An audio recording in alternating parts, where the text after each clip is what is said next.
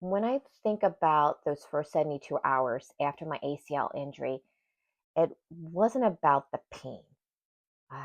It was about that internal conflict between what I knew as a physical therapist, but now as a patient, I wasn't yet ready to face.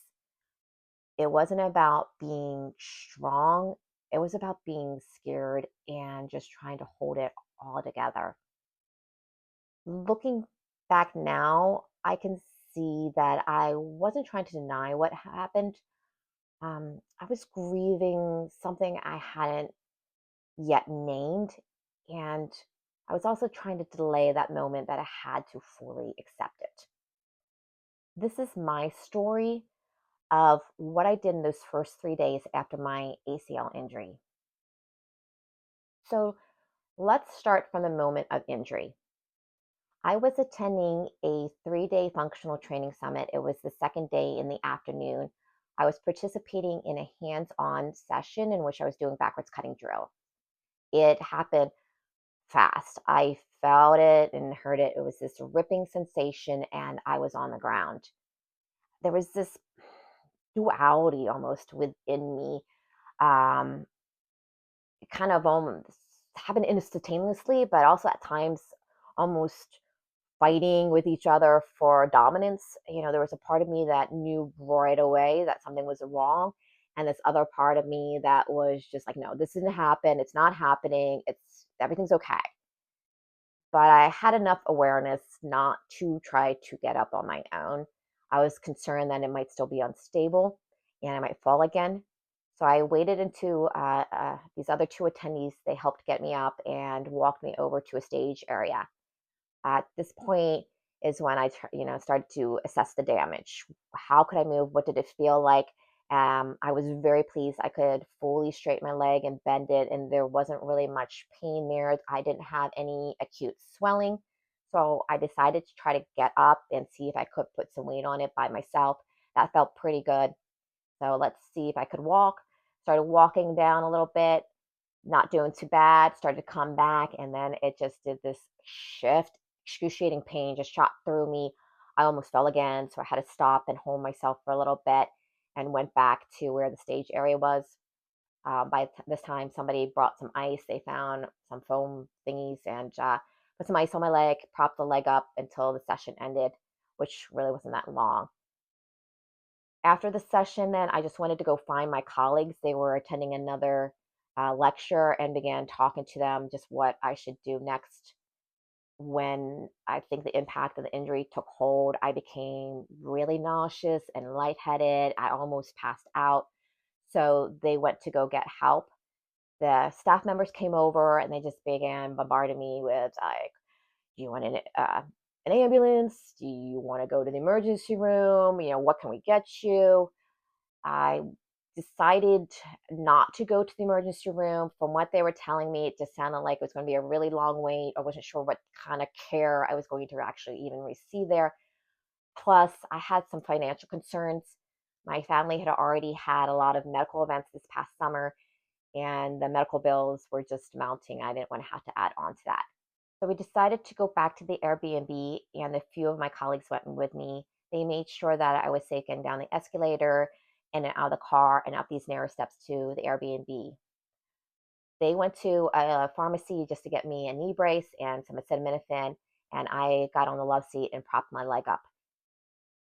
This is where I finally broke down mentally and emotionally and just cried so heavily. My whole body was shaken, just kind of just released all that tension that had been building up. But I didn't stay in that moment very long. My PT brain kind of kicked in and was trying to just minimize the damage. I knew it was going to get stiff.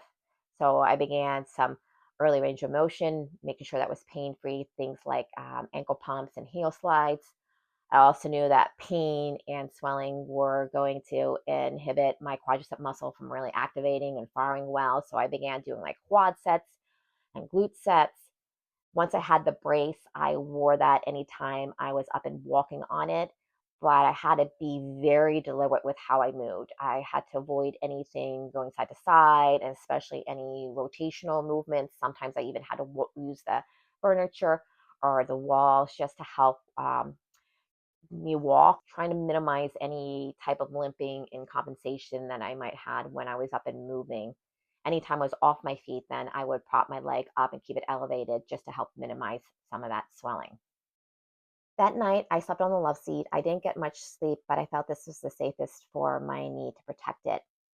When I woke up, I had a little bit more stiffness, but still wasn't really having a lot of pain or swelling.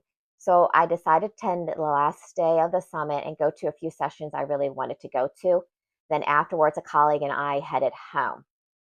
This is when I really started to notice it to swell.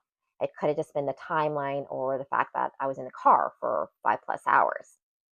When I got back to my house, I slept that night again with my leg elevated on some pillows. Didn't get much sleep. Was kind of uncomfortable just being on my back with my leg up. But Sunday morning, when I went to go get up, my leg was even more swollen, more stiff. And this is when I began experiencing some achy pain kind of in the inner part of my knee. So I decided to go to the gym, get on the stationary bike. There was just no resistance. I just wanted to get things moving.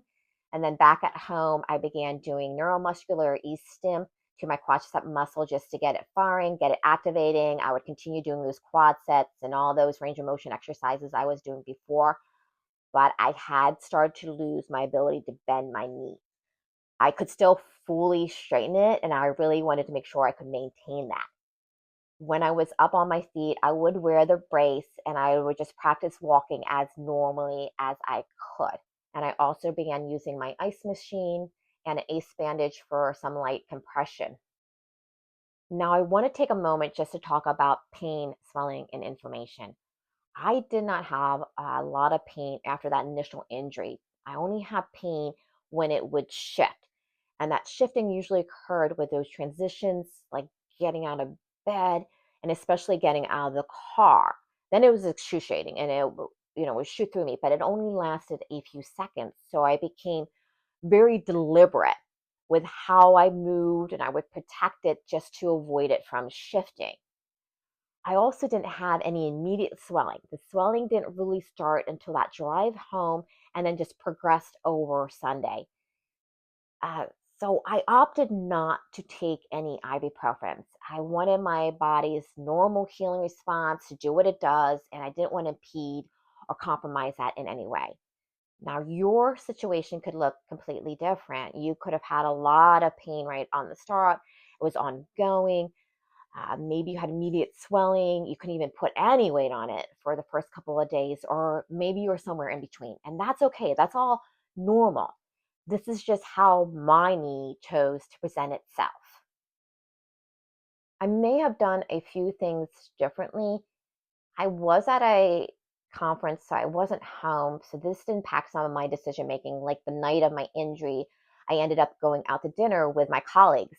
For me, mentally, it was extremely beneficial. It helped me not self isolate, it gave me a distraction. And I was having a lot of fun, but it also meant I was on my feet for a really long time. If I was at home, I would have offloaded, used some crutches, and just allow that knee to calm down. Another thing that I would have liked to have done differently is not hid just how much I was struggling, especially emotionally and physically.